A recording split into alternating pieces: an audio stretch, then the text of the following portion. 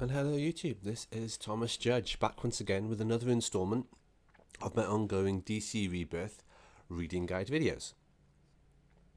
So this is another one trimming off another section of the DC Rebirth universe that's not part of the core continuity.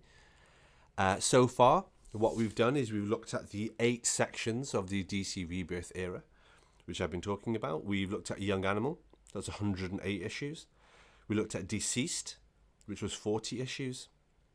We've gone through all the Black Label comics, which was 92 issues. And we even looked at all the out of continuity comics, which is 157 issues.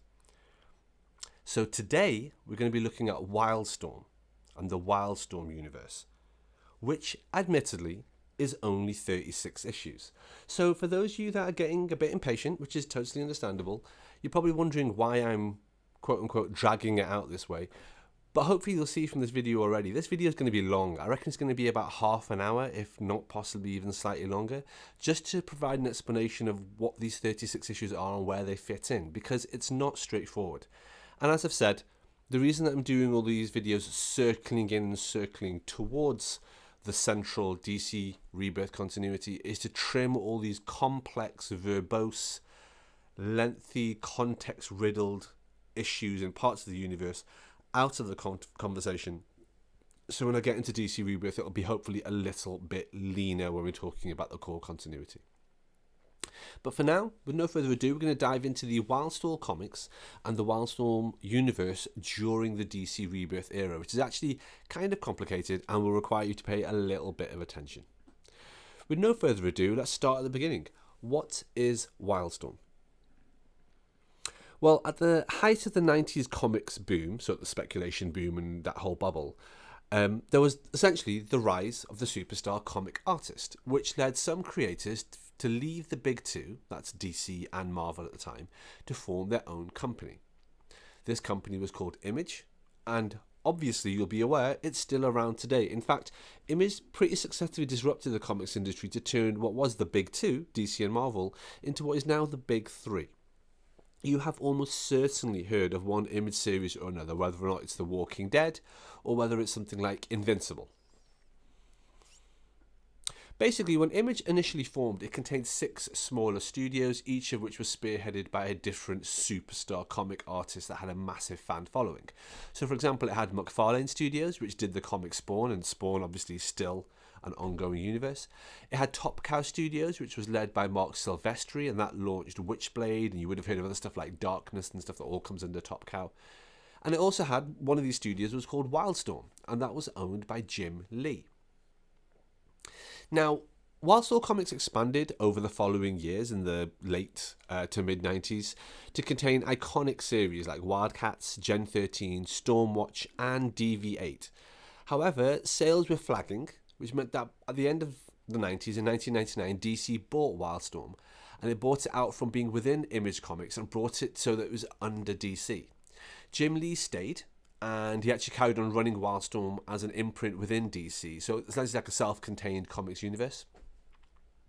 By the way, just as an aside, for the Marvel fans reading this sale to DC is the reason that if you buy the Heroes Reborn omnibus, which Marvel have produced, the very rare issue 13s from that 1997 event Heroes Reborn are not collected in the official omnibus because they're crossovers with Wildstorm, and Wildstorm is owned by DC. That's why when I made my custom Heroes Reborn omnibuses, the reason I did that was so I could keep those issue 13s in there. Anyway, the acquisition by DC led Wildstorm to then sort of have a bit of a rebirth itself. It launched a new range of series: Authority, Planetary, Sleeper, Majestic, the list goes on. Anyway, Wildstorm carried on for the next decade or so, and then in 2010 it was announced that DC had appointed Lee with Dan Didio as its co-publishers, so they were replacing this guy Paul Levitz who'd been doing it for ages. And then the following year, in the Flashpoint event, that's the one that heralds the New 52, the Wildstorm universe was finally fully shut down and folded into mainline DC continuity. Now, the pre-New 52 Wildstorm comics number around 1,500 issues, give or take, in total. But once the New 52 was underway, aspects of Wildstorm continuity were just peppered throughout the entire DC universe.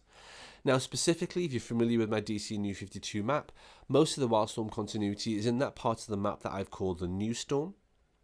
And it's also peppered into all the other bits, but kind of concentrates in major groupings in the Superman comics, which is where the Damonite Hellspawn appears, and also some of the Batman comics, where Midnighter ends up being quite a major character, especially in the Grayson side of it.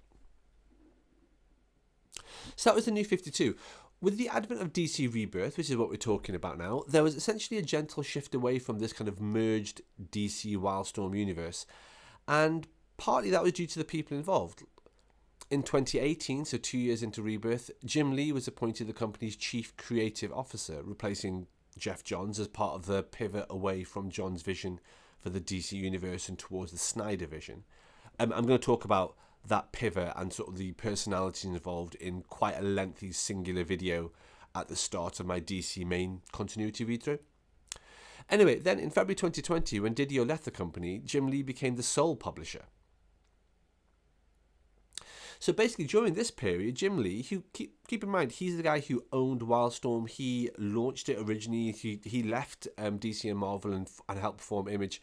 So he's obviously got a soft spot for Wildstorm, and he decided to allow Wildstorm to form its own distinct continuity again. This time in a carefully curated line written by Warren Ellis. So as such, in October 2016, at the start of Rebirth, DC announced a relaunch of the Wildstorm publishing line as a new imprint spearheaded by Ellis, in a similar way to the approach taken with having Gerard Way kind of be the architect of the Young Animal imprint. And in that spirit, DC asked Ellis to write a main series titled The Wild Storm, 3 discrete words, and then to be the architect of other writers and other stories set within the same universe. So the series began as a complete reboot of the Wildstorm universe, with the Wildstorm debuting in February 2017. Ellis has sketched out an ambitious 2-year plan for the series with the intention to have 3 more Wildstorm series spinning out of it after his original 24 issue or 2-year arc finished. And then Ellis got cancelled. I don't want to dwell on this too much because this is not the sort of channel this is. I don't like talking about politics. I definitely don't like talking about cancel culture and outrage. But it's essentially impossible to talk about the Wildstorm comics of this era without talking about Warren Ellis, and therefore, by definition, by talking about why Warren Ellis got cancelled. So I'm going to provide a brief overview here, sort of presented without commentary. In June 2020, several women publicly accused Ellis of sexual coercion and manipulation in having engaged in simultaneous relationships with several of them without the others' knowledge. And it was reported in the Daily Beast that basically by the end of June, over 60 women had accused Ellis of a largely consistent pattern of behaviour. The newspaper The Guardian later reported that roughly 100 women had come forward, while 33 of them have composed written statements supported by emails and text, which have been seen by The Guardian. Now, all these testimonials together were posted together on a website called SoManyOfUs.com in July 2020 and contain allegations of manipulation, gaslighting, coercion and other forms of emotional abuse that they attributed to Ellis. Ellis responded, writing that he hadn't considered other people would see him as having a position of power and privilege, and added that he had hurt many people he had no intention of hurting. He said that he was culpable, he said that he was taking responsibility for his mistakes, and he said he will try to do better, and he apologised. So, in mid-July 2020, same year, same summer, an article in The Guardian reported that Ellis had responded to these counts with some self-pity and what appeared to be contrition. He insisted that the problem was relationship trouble, not predatory behaviour, but conceded that there was a different perception and that he was going to try therapy on the advice of friends. So things went quiet for a couple of years, although in that time, like I say, he had been cancelled, so he lost all his work, all his contract, all his publishing deals for his prose novels, for his comics, for all that sort of stuff. His website got hacked repeatedly and so on. But then 2 years later, in January 2022, SoManyOfUs.com reported that their members had been in a mediated dialogue with Ellis since August 21, and they were making progress in what was described as a guided transformative justice process. But then in February 22, Ellis relaunched his newsletter in which he linked to the SoManyOfUs.com update and website. That all seemed good, but then in early 2023, SoManyOfUs.com once again updated the site, alleging that Ellis took none of the steps they'd hoped he would, and stating they don't anticipate their involvement in any progress he might make in the future.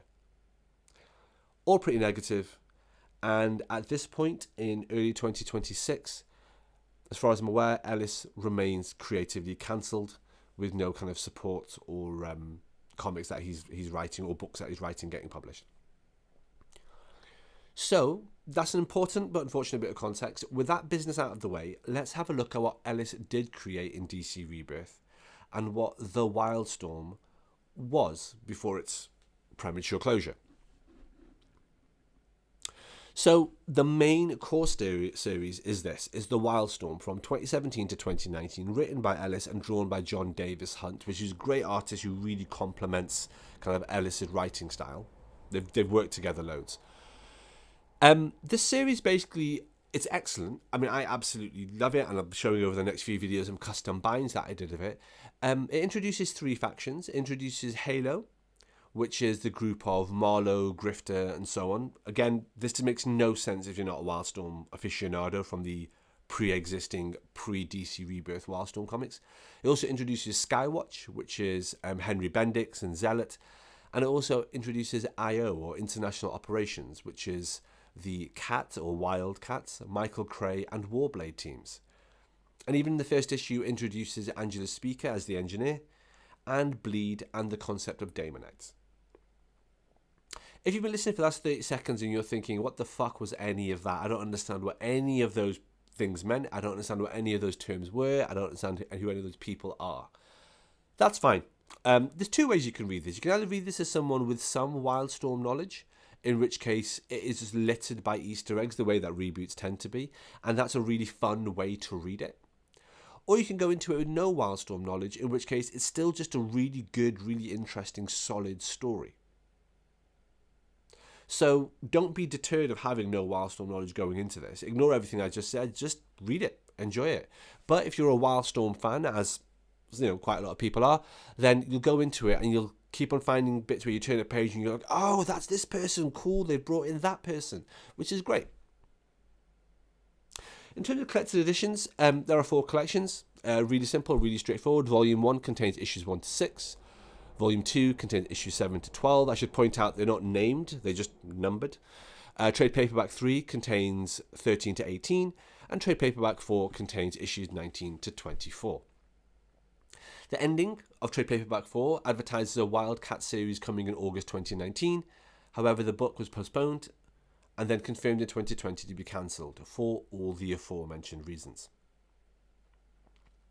So that's the Wildstorm series, literally 4 trade paperbacks. They're only available as trade paperbacks. They're not available in any kind of hardcover edition in any way. And yeah, that's how they are. That's how they're available. Highly recommended. There was one other series in this Wildstorm era. There was Michael Cray, which also came out in 2017 to 2018. Again, collected in a very simple, straightforward way. You have Volume 1, which contains issues 1 to 6. You have Volume 2, which contains issues 7 to 12. That's it, the end. It was written by Brian Edward Hill and drawn by N. Stephen Harris. Again, really good. In terms of Wildstorm Easter eggs, I don't know enough about Michael Cray to know if this is an Easter egg, but Cray in this series is written as a Muslim, which I thought was interesting. I don't know if that's accurate as to how he was in the 90s or the previous Wildstorm series. And this series actually features multiple JLA characters or DC characters, but is set in a world where they're not unified by a Superman, and actually the characters themselves are actually quite fundamentally different. So, for example, it shows Oliver Queen as Green Arrow, with Diggle supporting him. It does mention Barry Allen as Flash, Arthur Curry as Aquaman, John Constantine is in it, Diana Prince is in it as Wonder Woman, although she's never named as such. Connor Kent is in it as Dr. Fate. There's Alexander Luthor, Blex, and there's even a mention of Bruce Wayne. So it's kind of littered by JLA or DC Easter eggs anyway. And anyway, like I say, it's really fun.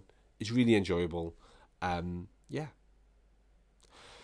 Basically, it's a difficult one at this point. I really just want to say what my thoughts are about the Wildstorm universe. But I guess in doing that, there's a lot of conversations about if you're supporting something where you don't support the creator, what does that mean?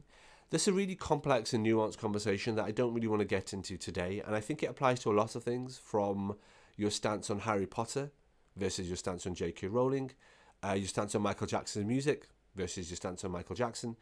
And in this case, a stance on the Wildstorm comics of the DC Rebirth era, and in fact all of Warren Ellis's comics versus Warren Ellis. It's a complex and lengthy conversation that needs to be had.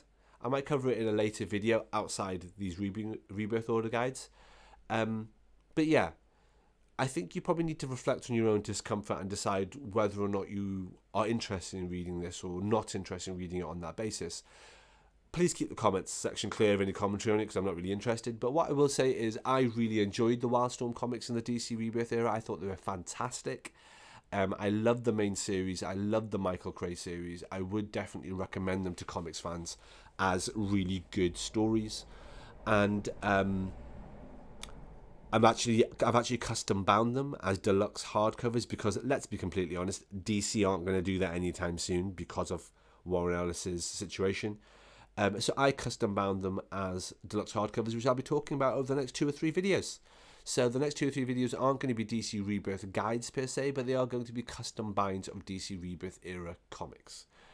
As a final note, I am really interested in doing a Wildstorm reading guide, like I've done for my DC New 52 and DC Rebirth and Top Cow and Valiant.